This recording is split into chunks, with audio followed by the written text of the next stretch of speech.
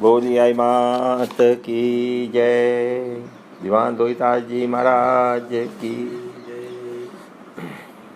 संबत 1945 में दीवान लक्ष्मण सिंह जी का स्वर्गवास होने के पश्चात उनके बड़े पुत्र शक्तिदान जी, जिनकी उम्र उस टाइम 32 वर्ष की थी, वो इस गद्दी पर विराजमान हुए। तत्कालीन जोधपुर के महाराजा सरदार सिंह जी बिलाड़ा पधारे और उन्होंने दीवान साहब की मातम पुरसी यहीं बिलाड़ा में की। खूब नजर निष्ठावुल हुए। उसके बाद दीवान शक्तिदान जी ने खूब बड़ा जाग किया। जाग करके मारवाड़ के और मारवा मीमाड़ के दौरे पर पधारे। खूब भेंट हुई, धर्म का प्रचार हुआ, वडेरों का निरीक्षण हुआ।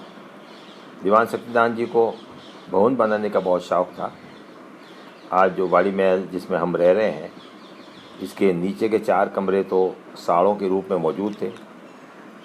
उसके बीच में इन्होंने बढ़िया एक बगीचा लगवाया और ऊपर के 4 कमरे, जिसको नाम बाड़ी महल दिया गया, उसका सुंदर निर्माण, खूब हवादार, एक एक में बड़ी बड़ी खिड़कियाँ, झरोखे और किवाड़, और बगीचे के बीच में फुहारे और नाली से फुहारे चल रहे थे। इस तरह के बाड़ी महल का निर्माण कराया। एक कवि ने इसकी तारीफ में दोहे लिखे हैं।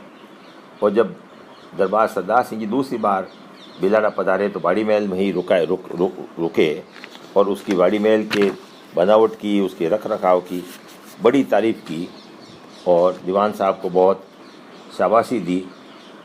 उनके उस समय खाना भोजन बनाया, उनकी दीवान साहब की पत्नी भटियाणी जी ने भोजन बनाया, जिसकी दरबार ने बहुत तारीफ़ की और दरबार बड़े खुश होके और वापस वहाँ पधारे। संबत 1947 में बेड़ा के ठाकुर के पट्टे का गांव था दादाई। वहाँ के सीरवी समाज वाले नाराज़ होके चले गए और बेरे पड़े रह रहे थे। बेड़ा ठाकुर रघुनाथ सिंह जी बिलाड़ा आए और उन्होंने दीवान साहब से प्रार्थना करी, किसी तरह से मेरे इस गांव को आबाद करो। और दीवान साहब ने वहाँ के सीरवी समाज के पंचों को बुला के और अच्छे से उनके हिस्सा वगैरह सब तय करा के और ज़मीन काश्त धरने हेतु मंजूर कराया। तो बेड़ा ठाकुर साहब ने गांव दादाई में एक बेरा माता जी के भेंट किया, जिसका दिखावट संबत 1961 में हुई। इस तरह शक्तिदान जी खूब बड़े आई भक्त थे। उन्होंने मंदिर में भी खूब सुधार करवाए, खूब धर्म प्रचार किया और उनके कोई पुत्र नहीं था तो अपने भाई जसवंत सिंह जी के पुत्र प्रताप सिंह जी को उन्होंने गोद लिया। और जब उनका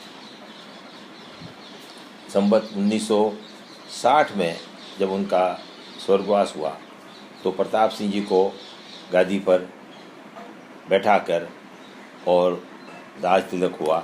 इस प्रकार दीवान शक्तिदान जी ने अपने समय में वडेर को सुधारा, सीरवी समाज को भी जगह जगह पर संभालते रहे, उनके साथ में अच्छा व्यवहार हो उस बात का ध्यान दिया और अपना कार्यकाल बड़े ही सुचारू रूप से ठिकाना की माली हालत को भी खूब सुधारा और अच्छी हालत में उन्होंने इस प्रकार से अपना काम समाप्त किया। बोली आई मात की जय।